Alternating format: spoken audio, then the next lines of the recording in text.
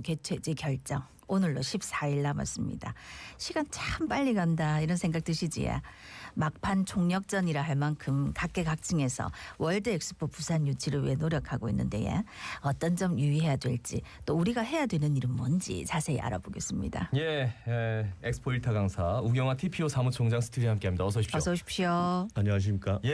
이제 정말 하루하루가 좀 약간 피말리는 시간이 지금 계속 이어지고 있습니다. 그 BI가 이제 프랑스 파리에 있는데 그래서 이제 파리에서 다양한 유치 활동이 펼쳐지고 있더라고요. 그 파리에서 특히 저 유치 활동이 많이 펼쳐지는 것에 대해서 어떻게 생각하십니까? 마지막 교섭 활동을 위해서는 아주 제대로 잘 짚은 겁니다. 네네. 왜냐하면 프랑스 파리는 엑스포의 메카이고 또 엑스포 유치 교섭의 아주 급소라고 할 수 있는 곳입니다. 국제 박람회 기구 BI 본부가 거기에 있고 또 우리 개최지를 결정하는 총회가 바로 또 파리에서 열리지 않습니까? 그리고 더 중요한 것은 그 세계 각국의 대사관이 거의 다 파리에는 상주하고 있습니다. 그러니까 BI 대표는 대개 파리에 주재하는 외교관이 맞기 때문에 이들이 파리에서 본 거를 본국에 보고하는 동향 보고를 하면 그 내용이 본국의 표심 결정에도 상당한 영향을 미치게 됩니다. 따라서 파리에서 유치교섭 활동하는 아주 중요한 겁니다. 우리나라는 이미 지난 9월 초에 그 파리의 현지 교섭 본부를 가동하고 있습니다. 그때부터. 그래서 최근에는 거기에다가 외교장관이 다녀왔고 또 지금은 총리가 방문 중입니다. 그리고 박형준 시장도 곧 합류합니다. 어제 출국해서 몇 군데 중요한 일정을 소화한 다음에 파리에 도착하게 되죠. 그러면 그때부터 28일 총회 결정이 날 때까지 쭉 파리에 머물면서 현지에서 왕성한 활동을 할 것으로 기대하고 있습니다. 네, 총리도 그렇고 이제 부산시장도 그렇고 지금 열심히 활동을 하고 계신데 윤석열 대통령이 이제 23일에서 24일 프랑스 파리를 찾아가서 월드 엑스포 부산 유치전을 펼친다고 들었습니다. 대통령은 또 어떤 거에 중점을 두고 유치전을 펼쳐야 될까요? 최종 결정이 임박한 가운데 우리 대통령이 총회 열리는 파리를 방문하는 것은 막판 득표 활동에 아주 의미가 큽니다. 그 대통령이 엑스포 개최에 대한 우리의 강력한 의지를 우선 재확인해서 확보했던 표심을 결집을 시키는 동시에 또 부동표를 끌어오기 위한 노력에 대해서 또 총력을 다하는 거죠. 그래서 대통령이 각국 BI 대표들을 만나면서 오찬, 만찬, 리셉션 주최할 예정이라고 들었는데요.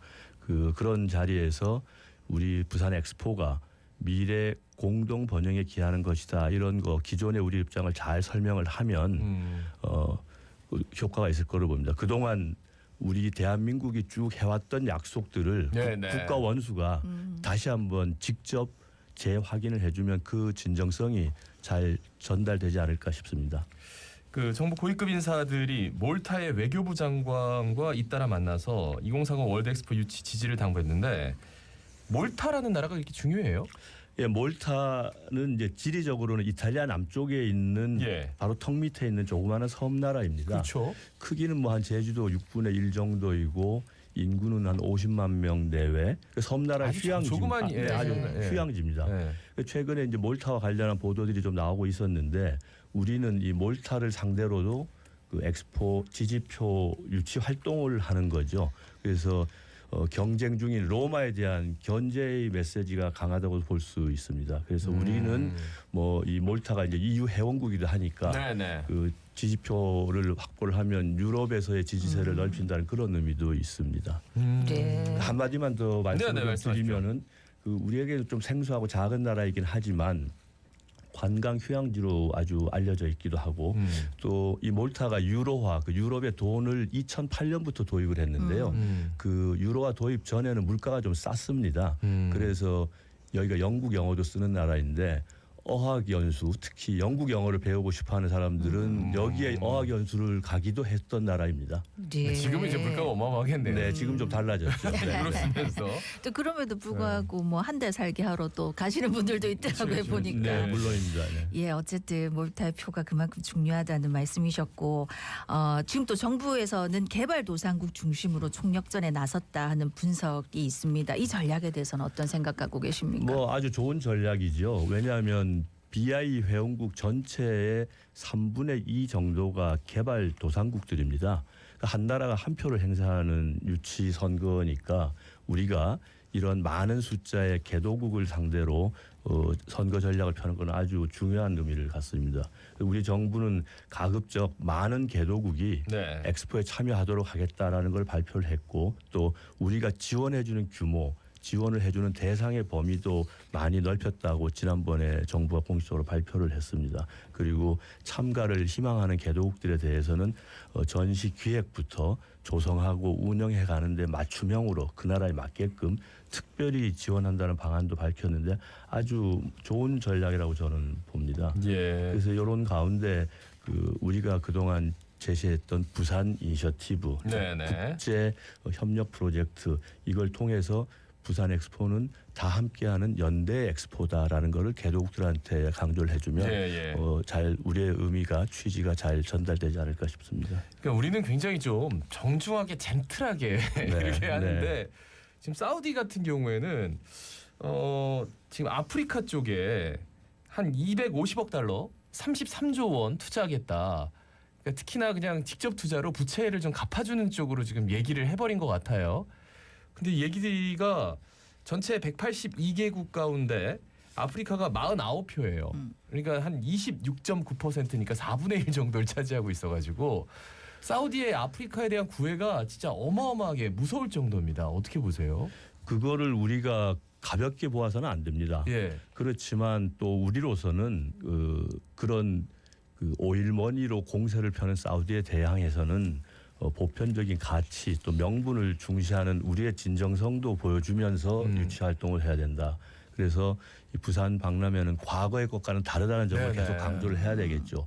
그렇다고 우리가 손 놓고 있는 것은 아니죠. 우리도 개도국 지원 계획을 발표를 했으니까 또 맞춤형으로 더 잘 지원하겠다. 물론 금액의 차이가 있을지 몰라도 그렇죠. 우리도 하고 있다. 이런 점을 강조를 해야 되고 또 다른 면에서는 세계가 직면하고 있는 여러 가지 어려운 문제를 같이 해결하는 실질적인 사례를 보여주는 것도 좋습니다.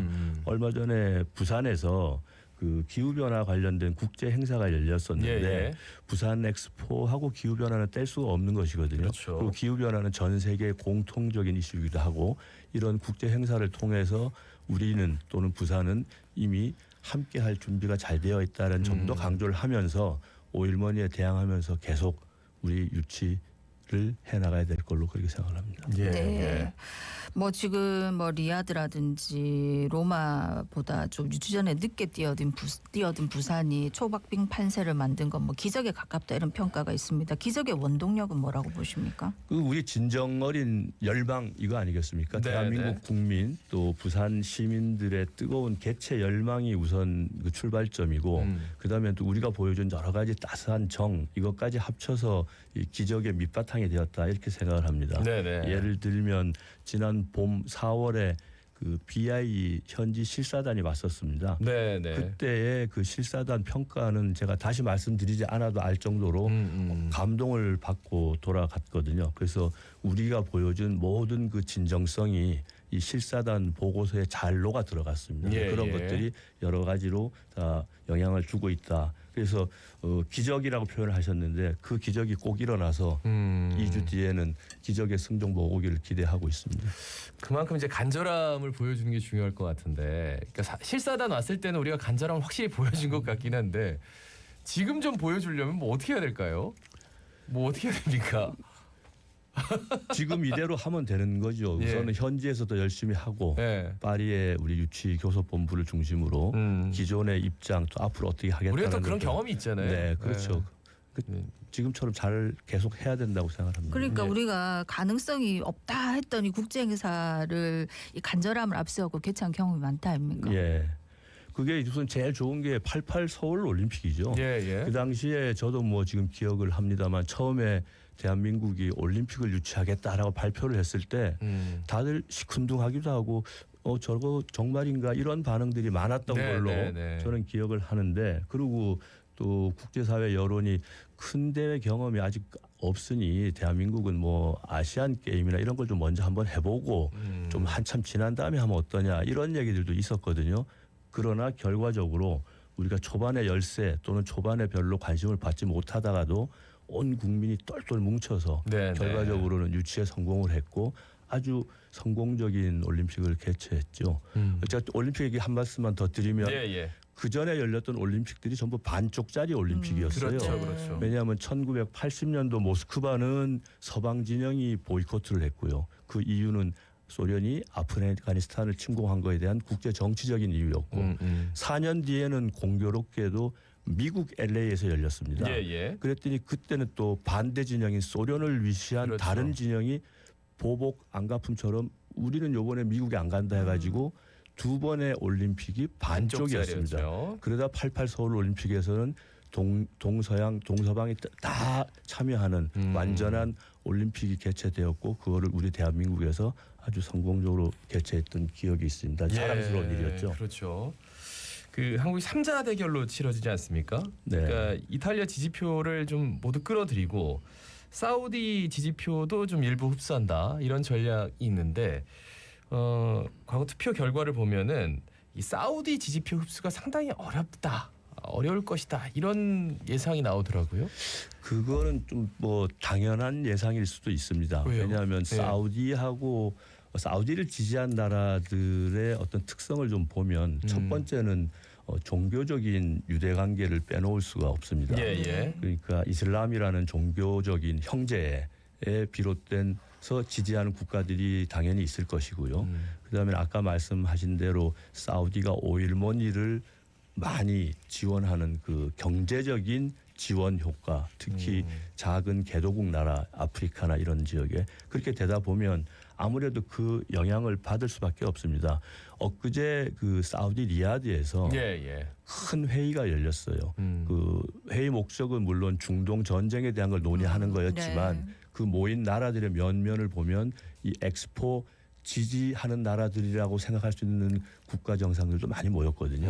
그러니까 그런 나라들이 사우디를 지지한다고 상정을 하면 그 표를 우리가 가져오기가 오히려 이태리 지지표를 가져오는 것보다는 상대적으로 좀 어렵지 않을까 하고 짐작해 볼 수 있습니다. 종교적인 유대 관계, 특히나 북아프리카 쪽은 다 또 무슬림이잖아요. 그러다 보니까. 그래서 결국은 이제 중립 성향 국가들의 표심을 잡는 일이 중요할 텐데 어떤 전략을 짜야 될까요? 예, 우선 뭐 세심한 배려를 해야 되는데 그 말씀 드리기 전에 사우디에 대해서는 또 부정적인 이미지도 약간 있지 않습니까? 그렇죠. 그러니까 그런 점도 뭐 우리가 다 공유하고 있다는 전제하에 그 중립 성향 국가들에 대해서는 배려해야 된다. 이 말씀은 우리가 이룩한 경제 성장 발전이 자랑스럽고 좋습니다. 그래서 이런 것을 이제 설명도 해주지만 그것만 너무 강조하다 보면 듣는 사람은 듣기에 따라서 조금 불편할 수도 있거든요.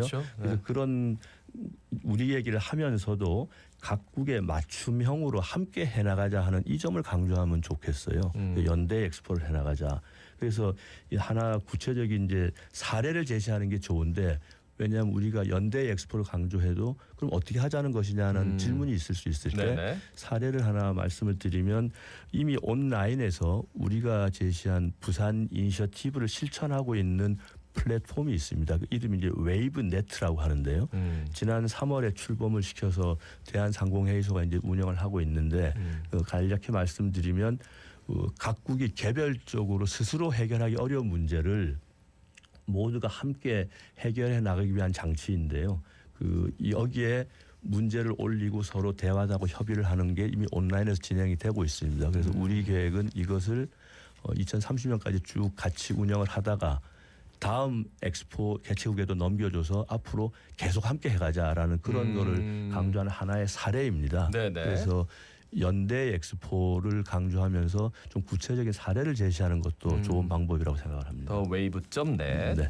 투표 결과를 정확하게 그러면 어떻게 알 수 있는 거예요? 언제 알 수 있는 겁니까? 그 투표 당일인데 한국 시간으로는 11월 28일 그러니까 화요일 밤 또 29일 새벽 1시 뭐 이때쯤으로 이제 예상이 됩니다. 왜냐하면 현지 시간으로 이제 다 말씀을 드리자면 우선 그 투표가 이루어지는 173차 국제 박람회 기구 총회가 28일 아침부터 열립니다. 현지에서. 그러면 회의란 건 의제 순서에 따라서 쭉 진행이 될 텐데 이 차기 2030 개최지 선정하는 것은 현지 오후 2시부터 시작이 됩니다. 그때 3개 후보 도시가 마지막 경쟁 프레젠테이션을 하고 그다음에 그 대표자 자격이 있는지 참석자들을 좀 공식적으로 확인을 한 다음에 본격적인 투표를 하는데 모든 게 순조롭게 진행된다면 현지 4시, 오후 4시 우리 시간으로 밤 12시 정도에 투표가 시작이 될 것입니다. 그리고 전자투표기 때문에 집계하는 데 시간은 오래 걸리지 않습니다. 금방 나오겠어요. 근데 1차가 이제 1차에서 결론이 안 나면 2차 투표를 하게 되는데 그러면 조금 시간이 더 이제 뒤로 가겠죠. 그러니까 그날 밤입니다. 밤잠 설치겠네요. 28일 자정부터 29일 새벽 1시에 2시 안에는 이제 발표가 난다. 네, 뭐 개최지 결정 때 옛날에 되짚어 보면 와 하고 하나 했던 네, 네. 요 12시에 네. 그거 기대 한번 해보겠습니다. 네. 예. 자, 우경아 TPO 사무총장이었습니다. 고맙습니다. 네, 고맙습니다. 감사합니다. 예, 자갈치 아줌의 18,280